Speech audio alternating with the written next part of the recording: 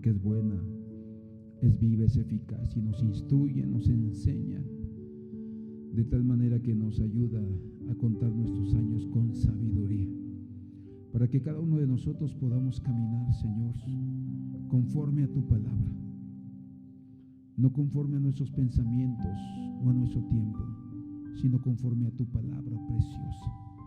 Te doy gracias, Señor, y te pido que tú nos instruyas. Atamos, Señor, y ponemos sobre ti todo cansancio, toda preocupación, toda angustia que pueda haber en nuestras vidas. Hoy echamos nuestras cargas sobre ti para que tú nos ayudes, Señor, y nos permita, Señor, aprender y poner por obra lo que hoy tú nos quieres enseñar en el nombre de Jesús. Gracias, Padre. Amén. Puede tomar su lugar y hoy nuestro tema es, ¿verdad?, el lazo del cazador. Y el siguiente cazador del cual nos habla la Escritura es Esaú, ¿verdad? El viernes pasado vimos sobre Nimrod, ¿verdad? Entonces, este es hoy nuestro siguiente tema, ¿verdad? Esaú, el lazo del cazador. Y nuestra cita bíblica, ¿verdad?, base es Génesis 25, verso 27, donde nos habla acerca, ¿verdad?, de la historia de este cazador y para que nosotros podamos entender cuál era su condición espiritual. Dice, los niños crecieron y Esaú fue un hombre de campo, dice, y un cazador experto. Dice, Esaú fue un hombre de campo y un cazador experto. Pero Jacob era un hombre tranquilo que habitaba en tiendas. Y vamos ahorita a ver, ¿verdad?, que eran las tiendas, ¿verdad? Entonces, nosotros nos damos cuenta que Esaú dice que era un hombre del campo, ¿verdad? El campo es figura del mundo en la Biblia, o tipo del mundo, y dice que era un cazador experto. Y al mismo, ¿verdad?, la misma característica de Nimrod, que no solamente era un cazador de animales, sino que también era un cazador de almas, ¿verdad? Cazaba las almas con su labia, convenciendo, ¿verdad?, enseñando cosas a la gente que le gustaba oír para que ellos se desviaran y fueran, ¿verdad?, infieles al Señor. Entonces la Biblia nos enseña en el siguiente versículo, Génesis 25, versículo 25, en la Biblia al día, ¿verdad?, la historia del nacimiento de Esaú. Dice, el primero en nacer era pelirrojo y tenía todo el cuerpo cubierto de vello. A este lo llamaron Esaú. Dice nuevamente, si me traes mis pelotas de las verdes que tengo ahí en el librero, por favor. Dice, la Biblia dice que Esaú nació encubierto, ¿verdad? Aquí dice, de vello. Dice, el primero que en nacer, ¿verdad?, era pelirrojo y tenía todo el cuerpo cubierto de vello. A este le llamaron, o lo llamaron, Esaú. Entonces nosotros nos damos cuenta que, ¿verdad?, desde que nació, dice que ya venía con mucho vello, ¿verdad? Y si usted recuerda, hermano, cuando un bebé nace, por lo regular nace lampiño, ¿verdad? Es muy raro el que nace con mucho vello, con mucho cabello, ¿verdad? Casi siempre los bebés nacen, ¿verdad?, peloncitos, donde a lo largo de los años comienza, ¿verdad?, ya a verse, ¿verdad?, si va a ser velludo o no va a ser velludo. Y es ahí donde nosotros nos damos cuenta que esta era una de las características, ¿verdad?, que cubría, ¿verdad?, la vida física de Esaú. Pero dice la Biblia, ¿verdad?, que él, cuando nos habla la Biblia acerca de nació cubierto, ¿verdad? La palabra cubrir en la Biblia habla acerca de cobertura, de tener una cabeza, de tener un jefe, ¿verdad? Y dice que pues habitó en las tiendas de sus padres, es decir, había una cobertura, ¿verdad?, paternal sobre él, donde ellos eran quien le gobernaban, quien le guiaban, quien le exhortaban o le estorbaban. Pero dice la Biblia que en la medida que él fue creciendo, él se salió de la cobertura. Es decir, a él no le gustaba obedecer, no le gustaba que sus padres lo llamaran a cuentas, que lo confrontaran cuando estaba haciendo algo malo. Entonces, una de las primeras características, ¿verdad?, que vemos es que él quería cubrirse solito, o sea, en sus razonamientos humanos, en su manera de pensar. Él creía que no necesitaba el consejo de nadie, él se sentía muy listo, él se sentía que sabía más que los demás y nunca tuvo, ¿verdad?, una actitud de reconocer autoridad en medio de su vida. Entonces, por eso nosotros nos damos cuenta que Esaú era un hombre malo, un hombre que no le gustaba ni que Dios fuera su cobertura o fuera, hermano, su cabeza. Entonces, podemos ver algunos rasgos de lo que sucedía en la vida de Esaú. Por eso dice la Biblia que era un cazador de almas. Y después Eclesiastés 10:4 nos enseña, ¿verdad?, que pase lo que pase, Aun si nuestra cobertura no es buena, ¿verdad? Dice que nosotros no nos movamos de nuestro lugar. Y dice también Eclesiastés, ¿verdad?, que sobre el alto hay uno más alto. Y ese es el principio, ¿verdad? A veces, aquí ha venido gente, hermano, donde me ha dicho, ¿verdad? No, hermano, no más había una, bueno, échame la segunda, ¿quién se llevó mis pelotas? ¿Verdad? Entonces, ahí es donde ellos enseñan, ¿verdad? Cómo, cuando viene gente, en algún momento venía y me decía, no, hermanos, que mi pastor así, mi pastor así, ya me quiero salir, me quiero venir para acá. Y decía, no, hermano, no se salga. O sea, esa es su casa. Entonces, lo que debe hacer, en lugar de criticar a su pastor, ore por su pastor. Ore por él. Yo me acuerdo cuando se iba a dividir la amistad de aquí de la laguna, ¿verdad? Se iba a dividir y después acá pues se vinieron y hicieron creo que Manantiel se llamaba la otra iglesia. Entonces vino uno de los líderes, me vino a ver y me vino a decir, oye, hermano, es que el fulano quiere dejar el pastor de la amistad y todo. Y le dije, mire, hermano, yo le recomiendo que hable con su pastor, ¿verdad? Póngase a cuentas con su pastor, póngase a cuentas con él. Le digo, yo conozco al hermano Ernesto Alonso de la amistad, ¿verdad?, de allá de la Carcaña. Digo, y no es una mala persona, no le conozco nada malo. Le digo, entonces, no se salga, esa es su iglesia. Mejor ore para que, si la persona que quiere dividir y ya lo invitó a irse, pues que salga. Si va a salir, que salga y él pagará las consecuencias de su rebeldía, ¿verdad?, de dar golpe de Estado, ¿no? Él pagará las consecuencias en su momento, ¿verdad? Pero mi recomendación es que no se salga, no lo siga, porque toda la gente que se va con esa persona que dividió, pues lleva un espíritu de rebeldía, de rebelión. Entonces, no lo haga. Entonces me acuerdo que luchó mucho, batalló. Le digo, y si no se siente bien, acá donde está, váyase a la Carcaña. La Carcaña tiene otras iglesias en toda la ciudad, entonces váyase de donde usted sienta que usted se siente bien, ¿no? Entonces, dice Eclesiastés, si la ira del gobernante se levanta contra ti, o comienza a ser injusto, o a pasarse de listo, no abandones tu puesto, o sea, no te vayas, no te salgas de la iglesia. Dice, porque la serenidad suaviza grandes ofensas. Entonces, mejor hay que perdonar, orar por esa cabeza. Y lo que dice Eclesiastés mismo, que sobre el alto hay uno todavía más alto, es Dios. Entonces, si esa persona está cometiendo injusticias, abusos, si opresiona a la gente, si la maltrata, ora para que Dios trate con él, que sea el Señor el que lo quite, ¿verdad? Y si va a traer un siervo mejor, ¿verdad?, un siervo que ame las ovejas, bueno, hagámoslo. Entonces, lo que hizo Saúl fue que abandonó su puesto. El Señor dice, no abandones tu puesto, no te salgas de la iglesia por berrinche, o porque el pastor no hizo lo que tú querías, o porque no piensa como tú, ¿verdad? Porque hay hermanos que hoy en día, hermano, quieren meter el mundo a la iglesia, y como el pastor no quiere, pues se enojan y se van, y vámonos, órale, vámonos, yo sé, en un lugar mejor, ¿verdad? Entonces, abandonan y pues les va mal. Entonces dice la Biblia que Esaú tenía esa característica, rebelarse contra la autoridad. Dejó su puesto, es decir, no solo se fue de la iglesia, no se congregaba, no buscaba a Dios una vez que él salió de la cobertura. Entonces nosotros nos damos cuenta que en el libro de Hebreos 12:16 dice la Biblia que, hermano, él cayó en el lazo. ¿Cuáles son estos lazos, verdad? Por eso después él era cazador y lazaba con los mismos lazos. Hebreos 12:16, que no haya ninguna persona inmoral, es decir, con pecados sexuales, ni profana como Esaú. Algunos historiadores dicen que Esaú era un violador de muchachas, las esperaba en el camino, las violaba y era una persona inmoral, y todos los demás pecados sexuales de su tiempo. Dice, ninguna persona inmoral ni profana como Esaú, que vendió su primogenitura por una comida. Y la palabra profano, ahí te va a aparecer en la diapositiva, creo que sí la puse, ¿no? Ahí está. Dice que viene del latín profanum.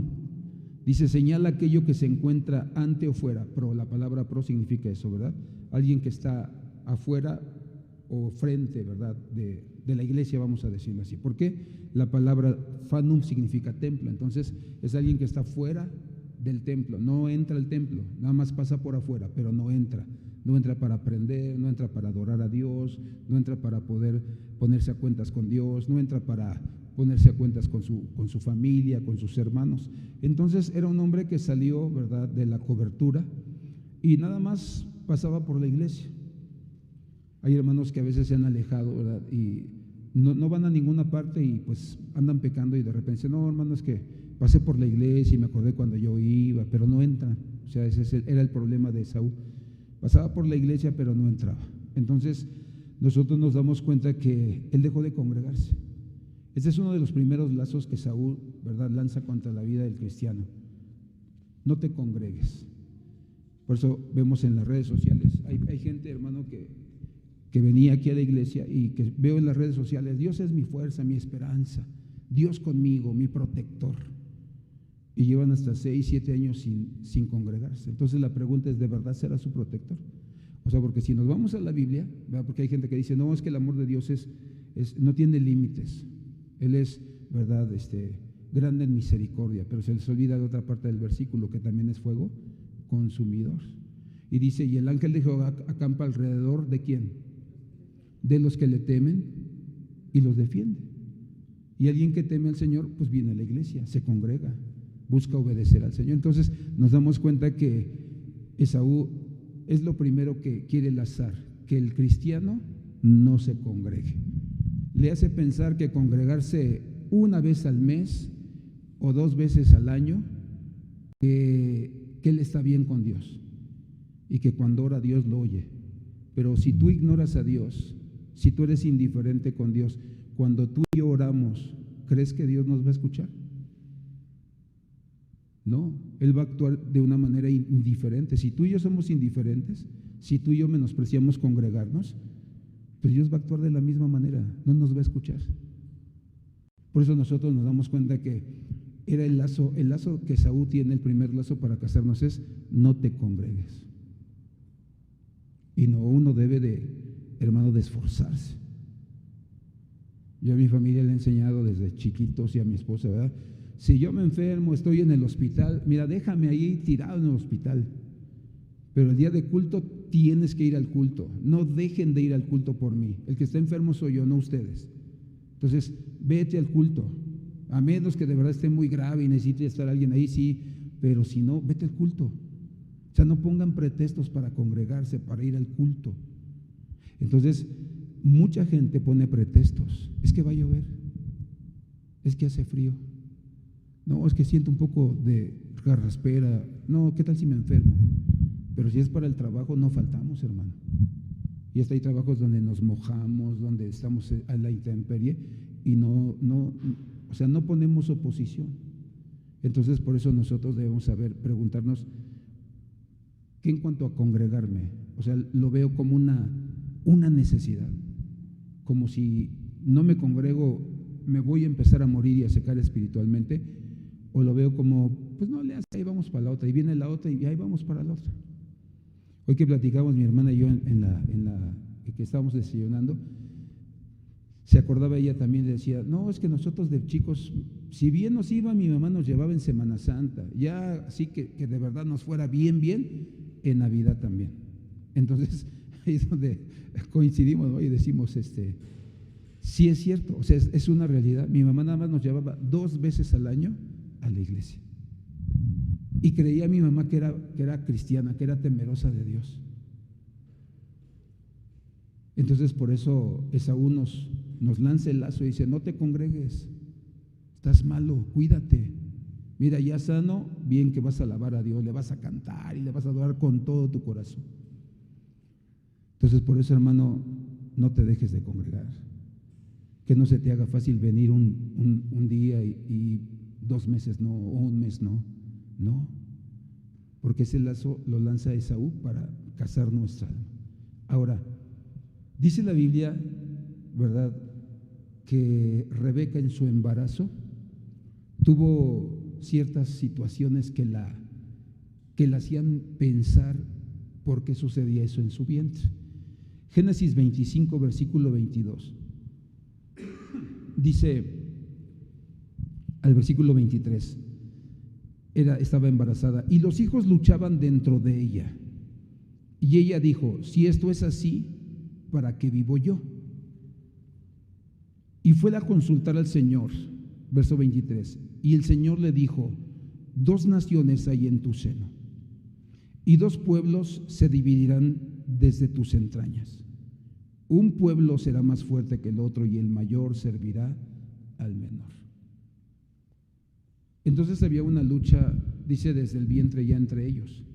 Y si tú recuerdas cuando nacieron, dice la Biblia que había una lucha, porque dice que cuando quería salir Esaú, dice que Jacob lo jalaba del talón y no lo dejaba salir. Y seguro que la partera, cuando vio, se dio cuenta de eso y dijo: o sea, efectivamente es una situación que no es común, ¿no? Entonces, por ejemplo, los judíos enseñan, hermano, que cuando Isaac embarazó a su esposa, dice que el primer espermatozoide que, hermano, fue el que entró, fue el de Jacob. Y dicen que el segundo fue el de Esaú. Entonces, cuando salió, los judíos enseñan que, y científicamente ellos lo comprueban, que cuando salió Esaú, por eso Jacob lo agarraba, porque decía: no, tú no eres el primogénito soy yo. Por eso dice que había una lucha entre ellos. Entonces nos damos cuenta que cuando ellos, hermano, tenían esta lucha, dice que ella fue a consultar a Jehová. Y cuando se habla de que fue a consultar a Jehová, no dice o se refiere a que fue a orar a Dios y que Dios le dijo, no. En ese tiempo había una casa donde se enseñaba la palabra del Señor. El que era sacerdote de ese lugar era Sem, el hijo de Noé. Te voy a leer la historia. Dice: cuando Rebeca pasaba frente a la Yesibá, o la casa de adoración a Jehová, Jacob dice que empujaba en su vientre como queriendo decir: déjame salir. Y cuando pasaba por una casa de idolatría, Esaú hacía lo mismo, como diciendo: déjame salir. Entonces, por eso la angustia de Rebeca, porque decía, o sea, ¿qué pasa? O sea, ¿por qué paso por la casa donde se adora a Dios, enseña la palabra, y uno insiste en pegar en mi vientre, y cuando paso por la de idolatría pasa lo mismo? Entonces fue cuando dice que fue a consultar. Dice, Rebeca dice, no solo temía que Esaú iría a la casa de idolatría, sino que fuera un hipócrita. ¿Por qué? Porque a él de chiquito le enseñaron la vida cristiana, por decirlo así. Pero cuando uno se aleja, uno es hipócrita. Entonces es ahí donde tú te das cuenta de lo que Dios, hermano, estaba haciendo en la vida de esos. Dice, Rebeca fue a consultar al Señor, visitó la casa de estudios de Sem y de Eber. No quiso consultar a Abraham ni a Isaac, que eran profetas más grandes que ellos, porque no quería que se enterara que Esaú se convertiría en un idólatra. Esto explica por qué Rebeca ayudó a Jacob a obtener la bendición. Esaú era un cazador de almas, al igual que Nimrod. Había cazado el alma de su padre Isaac.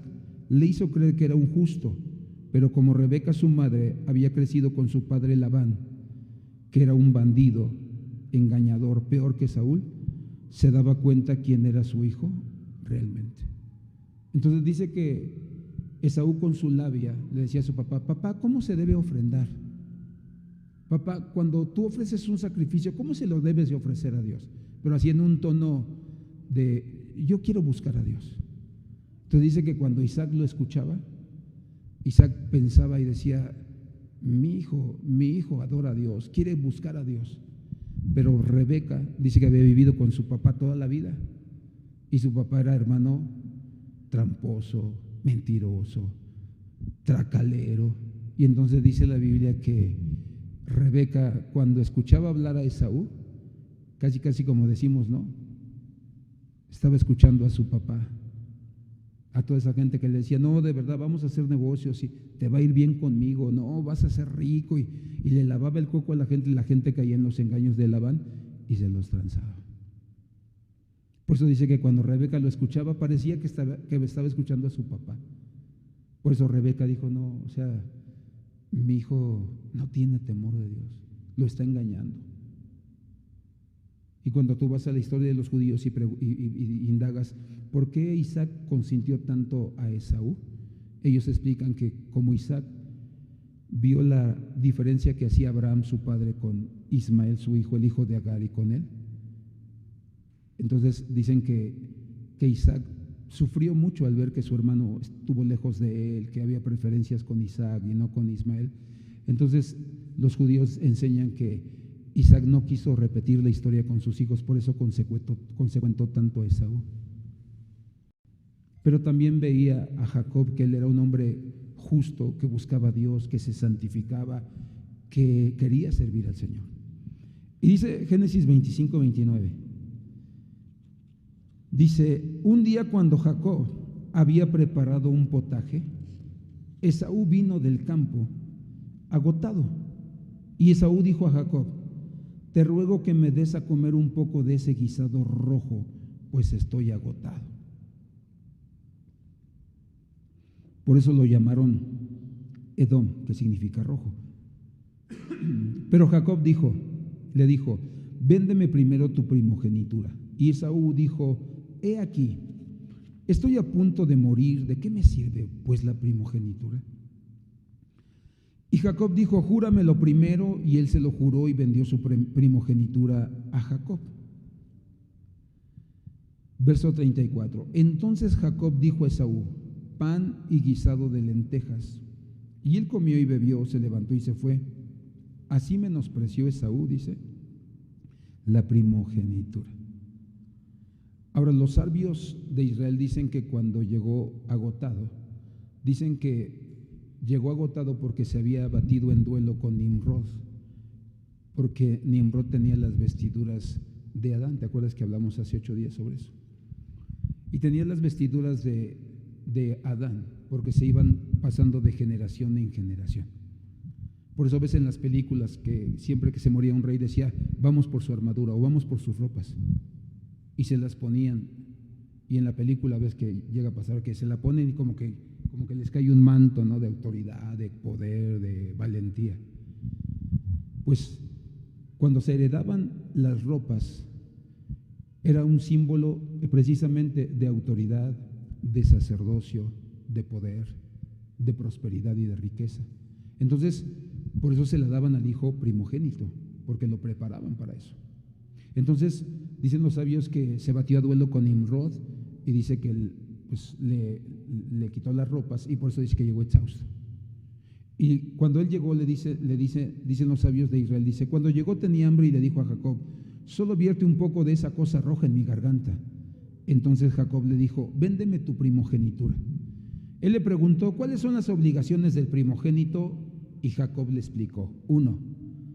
Seré el sacerdote y profeta de la familia, el líder espiritual.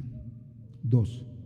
De mí saldrá la nación grande prometida a nuestro abuelo Abraham, y seré yo quien ocupe el lugar de uno de los padres de la nación que Dios va a formar. 3. Dios prometió darle al mundo un Mesías, y seré yo uno de sus progenitores. 4. Cuando nuestros hijos y nietos oren al Señor, dirán el Dios de Abraham, de Isaac y de Jacob, no de Esaú. Cuando nuestros hijos y nietos oren al Señor, ¿verdad?, dirán el Dios de Abraham, de Isaac y de Jacob. 5. Cuando muera nuestro padre, yo me quedaré con una doble porción de sus bienes más que tú. Y entonces Esaú dijo, no tiene valor para mí la primogenitura, dame de ese potaje, tengo hambre, y quédate con la primogenitura. Por eso dice el versículo al final, así menospreció Esaú, dice, la primogenitura. Es decir, despreciaba las cosas espirituales y no le interesaban. Por eso esa gente que, hermano, dice, hoy vamos a la iglesia, vamos con el abuelo, vamos con mi mamá, vamos a comer, vamos a dar la vuelta, está menospreciando las cosas espirituales. Está menospreciando la casa de Dios como la menospreció Esaú. Y eso trae consecuencias. Entonces dice la Escritura que, hermano, 1, Esaú hace que menospreciemos congregarnos, venir a la iglesia. Dile que está a tu lado, aguas con dejar de venir. Dile, aguas con dejar de venir a la iglesia. con poner pretextos, con poner peros. Aguas. Y dice que la segunda situación que se presentó fue que le explicó con detalle cuáles eran las bendiciones de la primogenitura y las menospreció. Ahora, cuando vemos lo que significa el nombre de Esaú, si quieres ponerme la diapositiva, dice que Esaú significa ya hecho. Y dice que nació cubierto de vello. Físicamente, el vello comienza a salirnos principalmente a los hombres cuando llegamos a la adolescencia. Nos empieza a salir vello en nuestras axilas, en nuestras partes sexuales, nos empieza a salir vello en la cara. No es de chiquitos. ¿O has visto un niño barbón? ¿Cómo se ve? Raro, hasta feo. Entonces, los sabios judíos dicen que el nombre significa ya hecho.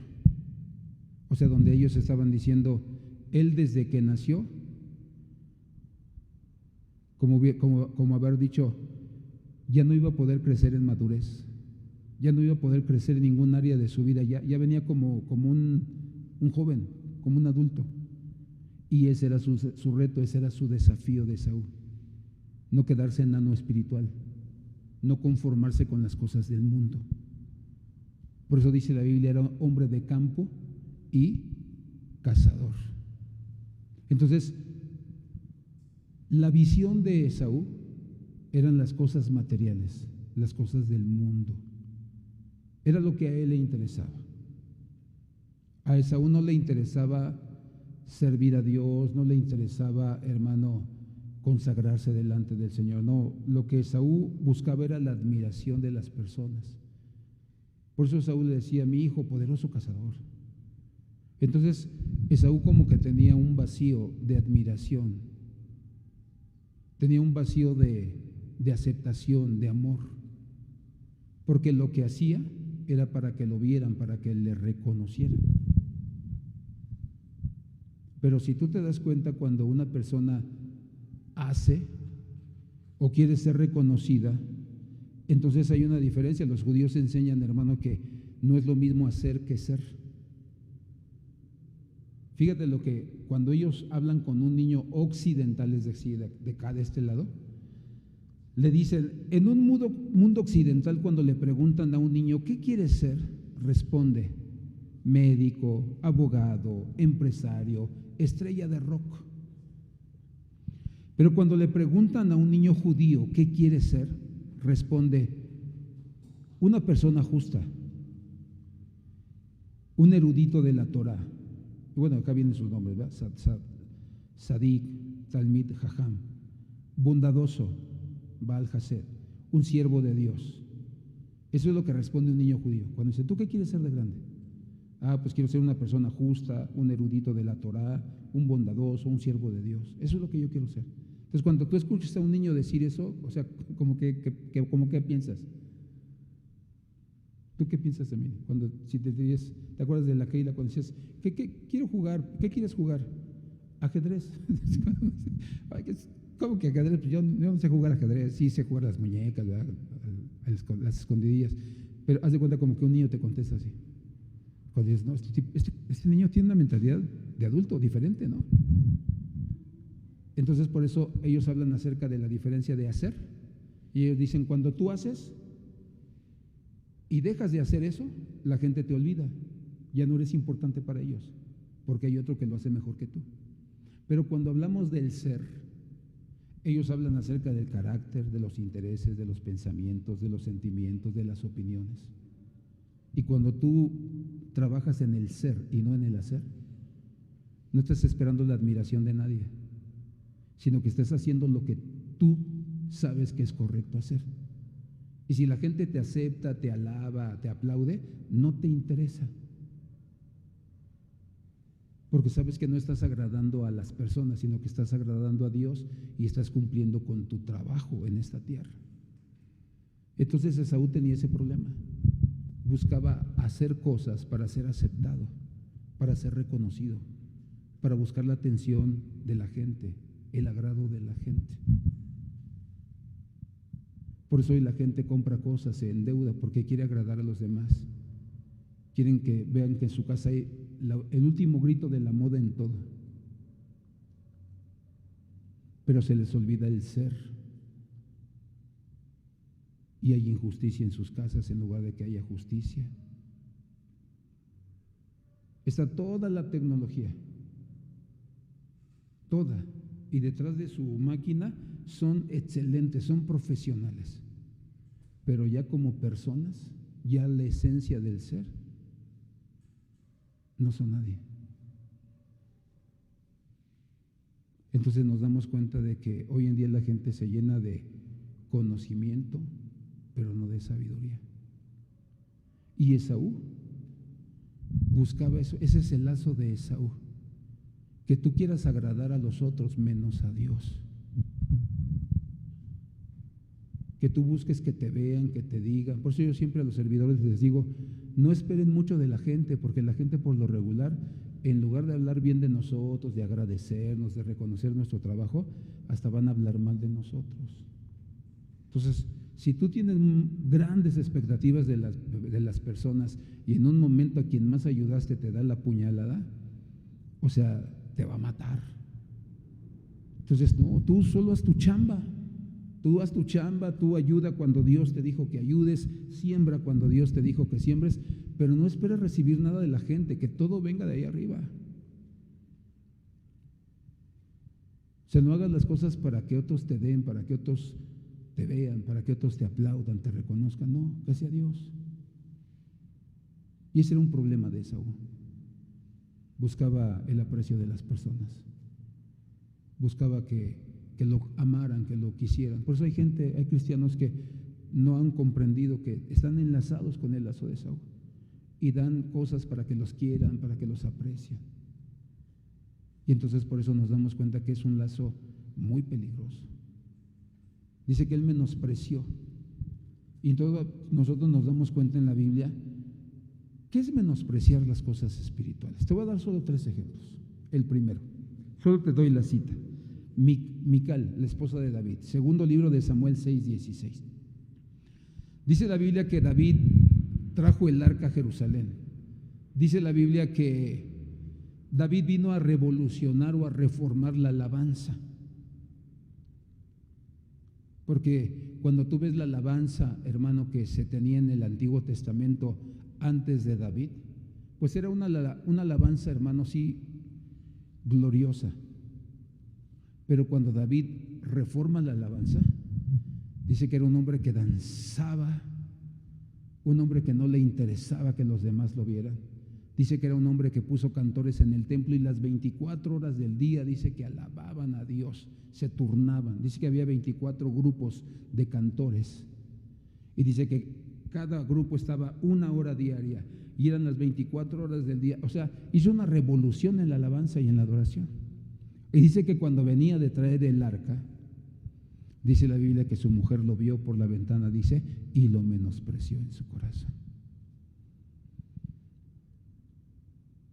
Y a veces cuando estamos aquí alabando a Dios, glorificando a Dios, menospreciamos y en lugar de quebrantarnos y levantar nuestras manos, estamos con las manos metidas en las bolsas.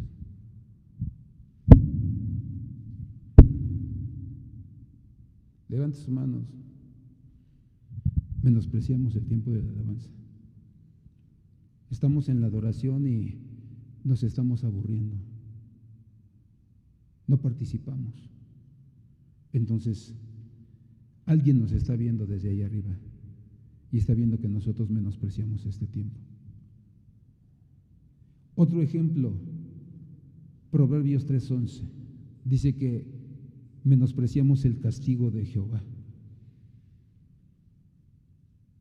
A veces cuando el Señor nos, hermano, llama la atención a través de una situación difícil, dice que menospreciamos el castigo. Y en lugar de quebrantarnos y decirle, perdóname, Señor, nos enojamos con Dios, nos airamos contra Dios. Decimos, ¿por qué a mí? Tú tienes la culpa de lo que me está pasando. Si de verdad me quisieras, no me pasaría esto. Y menospreciamos la corrección. Otro ejemplo, Jonás. capítulo 1, verso 17. Dice la Biblia que menospreció el llamado de Dios para ir y predicar. No dice que le daba vergüenza, sino que dice que odiaba a los de Nínive, porque Nínive era un pueblo completamente sanguinario, hermano. Mercenarios eran los guerreros. Y dice que actuó de una manera racista. Dijo no, a ellos no. Dice que se subió a un barco, dice compró su boleto, se fue y tú sabes toda la historia. Pero dice la Biblia que lo tuvieron que echar y dice que estuvo 3 días y 3 noches dentro del vientre de un gran pez. No dice que era ballena, dice que está a tu lado, no es ballena, para que no le cuentes a los niños mentiras. ¿Y el vientre es un lugar de qué?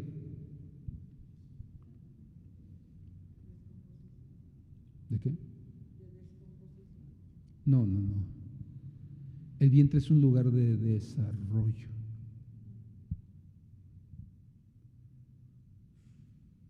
Dice la Biblia que Jonás tuvo que desarrollar, hermano, un corazón nuevo, misericordioso, para ir y predicarles.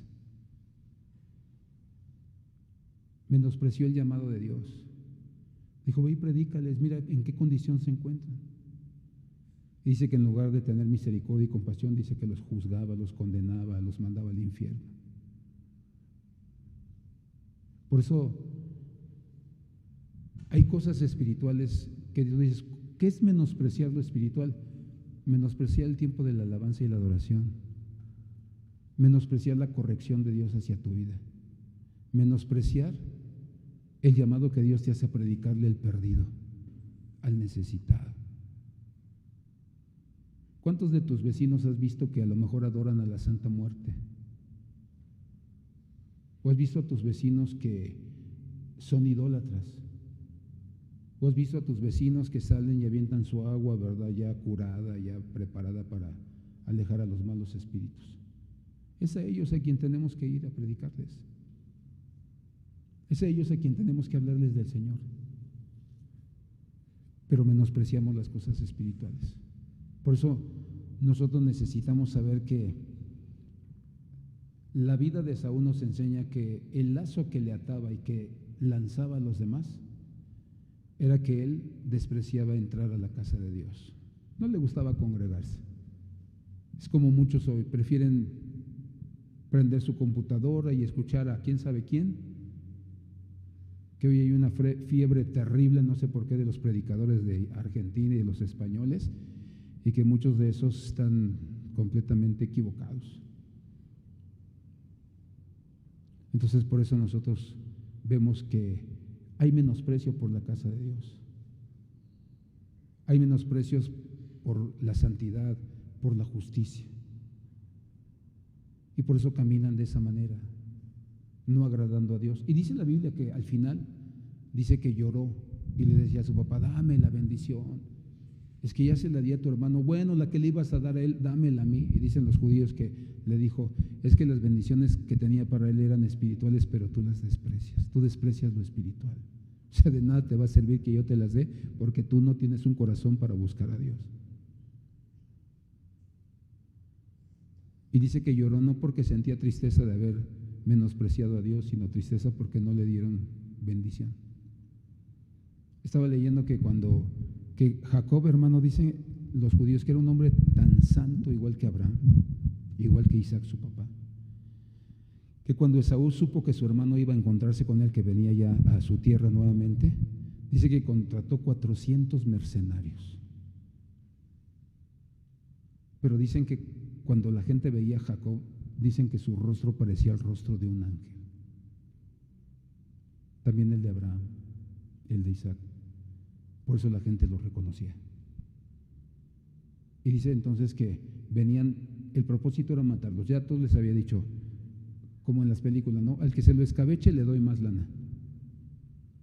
Pero dice que cuando llegaron y se encontraron, dice que desde que lo vieron los mercenarios, dice que le vieron la cara como de un ángel. Y que ellos pensaban, nunca nadie, ningún ser humano ha podido vencer a un ángel. Y cuando llegó Esaú para abrazarlo y lo vio cara a cara, Dice que también Esaú se espantó porque entendió que Dios estaba guardando, que Dios estaba. Y si tú te acuerdas, dice que iban en el camino y dice que ángeles iban y como que iban cuidando el campamento de Jacob. Entonces por eso nosotros nos damos cuenta que de verdad Jacob era un hombre consagrado, íntegro, justo, que buscaba a Dios, que apelaba por las cosas espirituales porque sabía que las materiales venían añadidas. Entonces, hermano, ¿qué actitud tenemos nosotros hacia las cosas espirituales? ¿Las valoramos, las menospreciamos? O sea, porque tú puedes decir un chorro de cosas, como muchos cristianos. No, y que yo sé Biblia y tengo mis diferentes versiones, pero del saber al hacer, hay mucha diferencia. Tú puedes decir un chorro de cosas y saberte la Biblia de memoria, pero si tus hechos no son como lo que tú dices, somos unos hipócritas.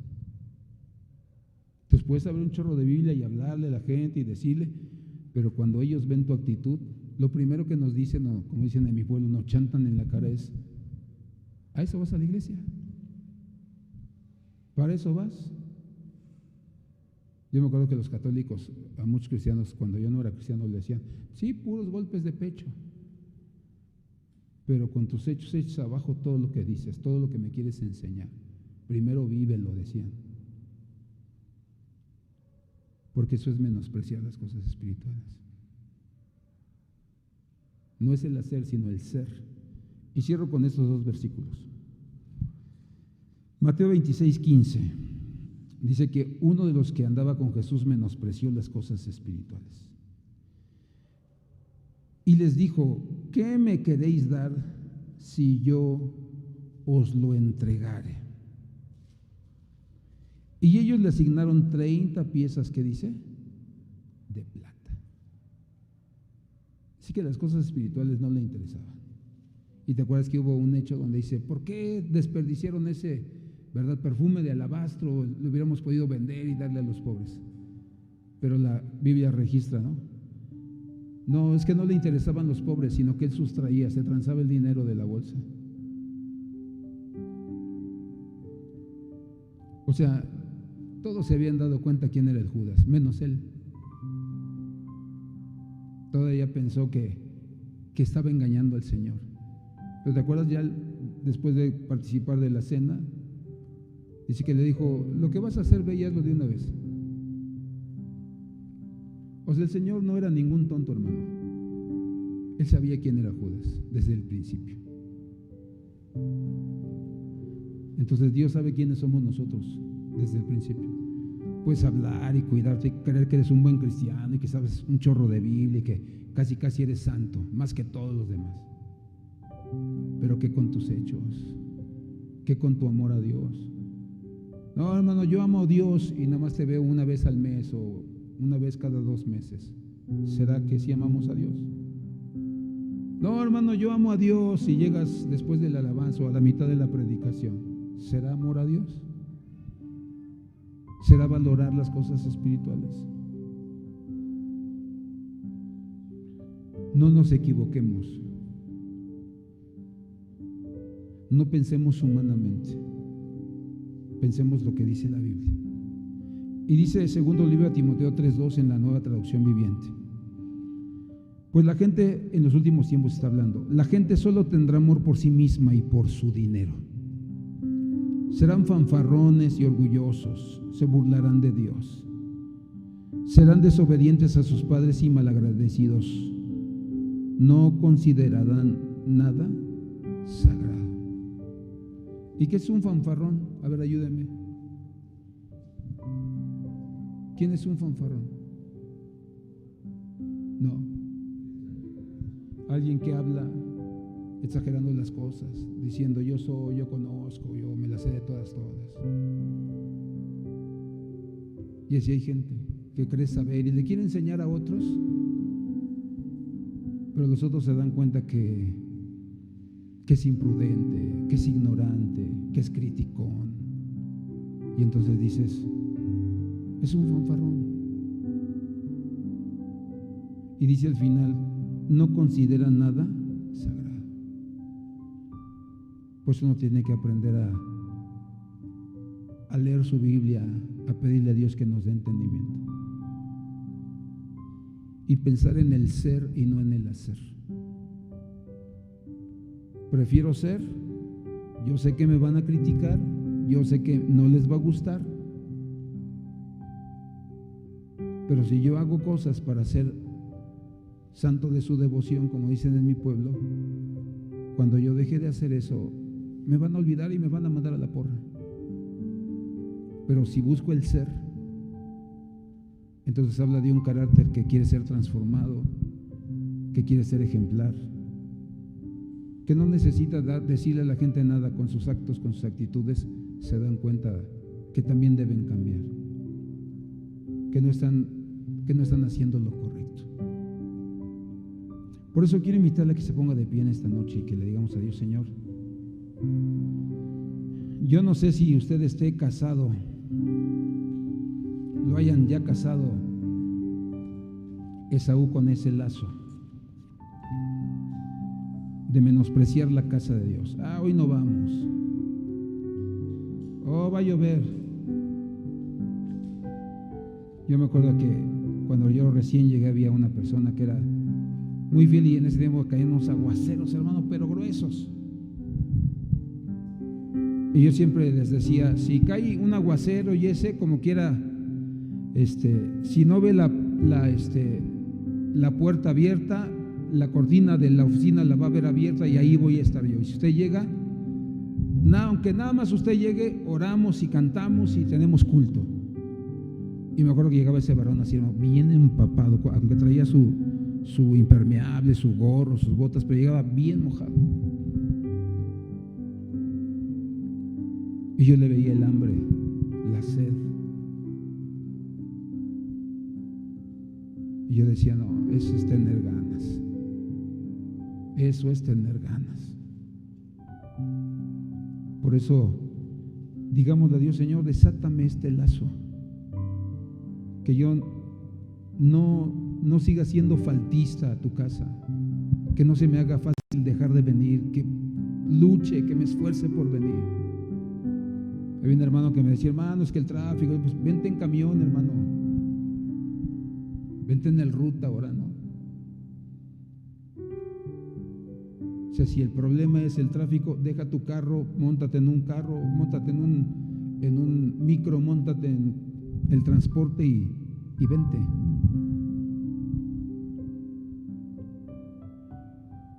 Que no haya pretexto, hermano, para congregarnos. No despreciemos las cosas santas. Si Dios te está hablando, hazlo, obedece. Hoy que platicaba con mi hermana, me daba risa porque mi cuñado ya está por jubilarse. Y mi hermana platicábamos y todo, y decía: bueno, es que mi esposo quiere estudiar teología, ¿verdad? Y platicamos de las escuelas que hay aquí en las iglesias, ¿no? Y entonces, ¿verdad?, le decía, porque él quiere aprender, no quiere servir de tiempo completo, no es su idea, o sí es tu idea. Y yo veía la cara de mi cuñado, ¿no? Como que no sabía qué responder. Pero una cosa sé, hermano, yo era de los que decía: no, yo de tiempo completo no, jamás, no estoy loco. Y más porque tenía un buen trabajo. Pero ya después el Señor fue conquistando mi corazón, como dice Jeremías, ¿no? Era como un fuego que quise apagarlo y que no quise que estuviera, pero no me pude resistir hasta que quedé atrapado por el Señor y tuve que servir como profeta. Entonces, cuando yo le vi su cara y que no sabía qué responder en mi espíritu, ¿verdad?, yo le decía: no, este cuate, chico rato va a estar sirviendo a Dios de tiempo completo. Porque él ya tiene un llamamiento, hermano.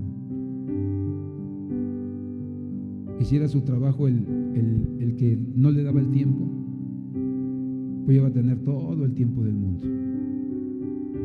Por eso no te resistas. No te resistas. No estés pensando lo que la gente va a decir. Que a lo mejor alguien siente el deseo de predicar, pero a lo mejor piensa: no, pues ¿qué van a decir los demás de mí? ¿No?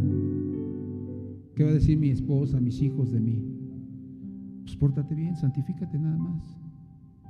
Y cuando tú pases o estés en cualquier otra área, la gente va a sorprenderse de lo que Dios hace y de lo que Dios te da y te revela. No agrademos a la gente, no agrades a la gente. Agrada a Dios. Llega a tiempo a los cultos, no llegues barriendo, ¿verdad? Hay hermanos que nomás llegan al amén, ¿verdad? Entran y está uno aquí y dice: hermanos, pónganse de pie, vamos a orar.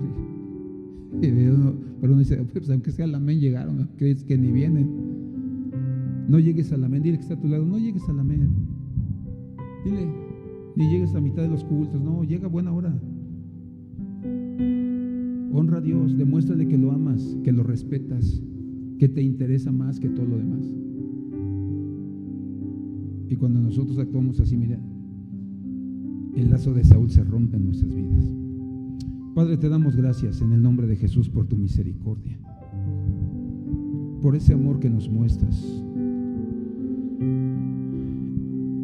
y porque dice tu palabra que nos has llamado de las tinieblas a tu luz admirable, Señor. Que la ciudad que estaba en tinieblas vio gran luz. Luz resplandeció en medio de ellos. Y entonces, Señor, la oscuridad, las tinieblas se alejaron de nuestras vidas. Y esa luz trajo sanidad a nuestras almas. Esa luz quitó toda ignorancia, toda, Señor, ceguera en nuestras almas. Y pudimos verte en toda tu gloria, tal como tú eres. Por eso hoy, Señor, te pedimos con todo nuestro corazón que nos perdones si hemos menospreciado tu casa, si hemos menospreciado tu iglesia, Señor. Si nos da lo mismo venir o no venir, congregarnos o no congregarnos.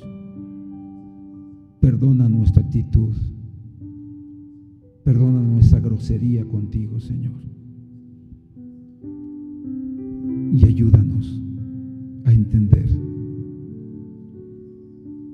que si menospreciamos, Señor, la primogenitura, las cosas espirituales, nosotros también seremos desechados de tu presencia. Por eso tú declaras que cuidemos que no haya, Señor, ninguna persona inmoral ni profana como Esaú en medio del pueblo, que vendió su primogenitura por una comida, Señor. Prefirió las cosas materiales, Señor, que tu presencia, que consagrarse, que acercarse delante de ti, Señor.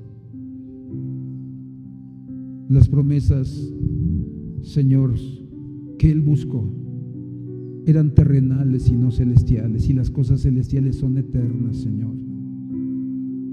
Es triste ver que este varón remató su primogenitura por un plato de lentejas. Remató, Señor, lo invisible por lo visible. Por eso dice tu palabra que fue desechado. Por eso el profeta declara: a Jacob amé, mas Esaú aborrecí. Tu ira se levantó contra la vida de este varón. Por eso te pedimos que nos perdones por haber menospreciado el tiempo de alabanza, el tiempo de adoración, Señor. Por haber menospreciado tu corrección. Si en algún momento maldijimos el momento por el que estábamos pasando, en lugar de quebrantarnos y de pedirte perdón por nuestra dureza, por nuestra desobediencia, por nuestra insensibilidad. Ayúdanos, Espíritu Santo, te lo rogamos. Te lo pedimos con toda nuestra alma, con todos nuestros deseos, Señor. Restaura, Señor, nuestra comunión contigo. Y que así como Jacob, Señor, cuando pasaba por la casa de adoración, por la casa de instrucción, quería salir, Señor, gritando: quiero entrar, quiero aprender del Dios Todopoderoso. Que de la misma manera nosotros, Señor, cada vez que pasemos por tu casa, tengamos el deseo de entrar, de aprender, de ser tocados, de darte la gloria y la honra que tú te mereces. Te pedimos, Señor, que nos permitas darte honor a ti, Señor. Damos el honor a ti, Señor, porque tú eres el Rey de Reyes y el Señor de Señores en medio de nuestras vidas, Padre. Levanta tus manos y dile: